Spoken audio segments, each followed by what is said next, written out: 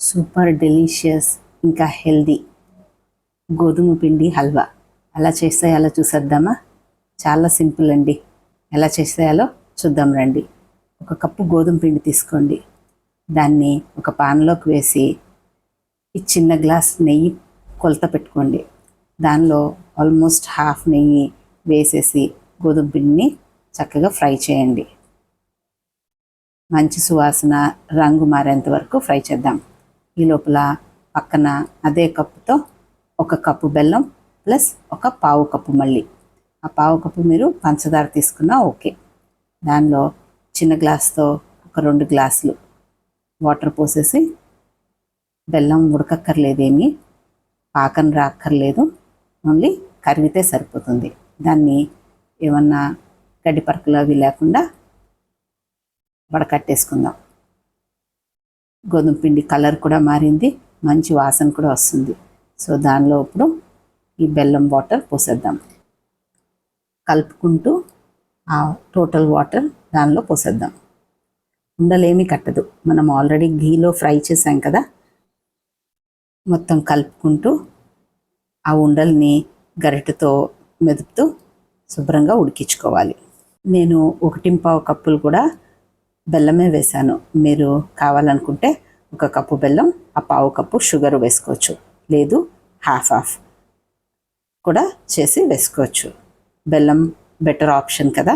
So sweet తినాలనిపించినప్పుడు చాలా ఈజీగా చేసుకోవచ్చు ఈ స్వీట్.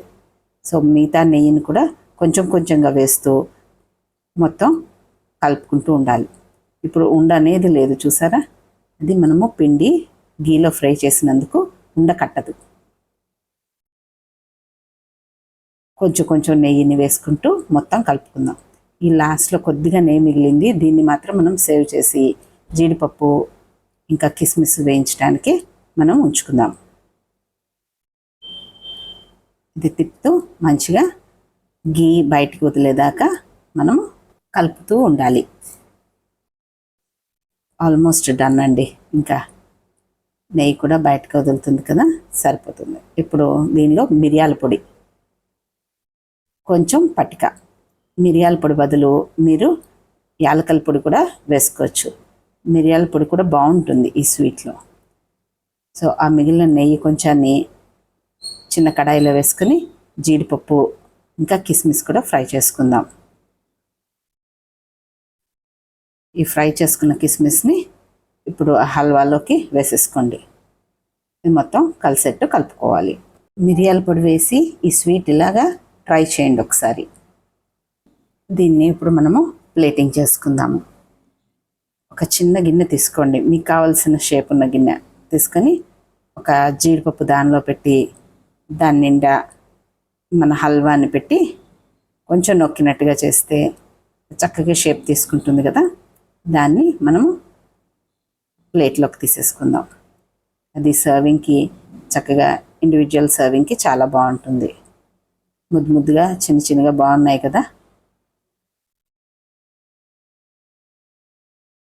సో మిగతా హల్వాని మీద కూడా మనం జీడిపప్పు గార్నిష్ చేసేద్దాం.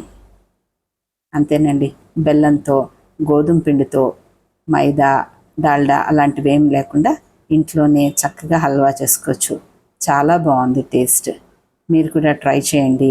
ఎలా వచ్చిందో నాకు కామెంట్ చేయండి. తప్పనిసరిగా ట్రై చేయండి. ఓకేనా? Thanks for watching.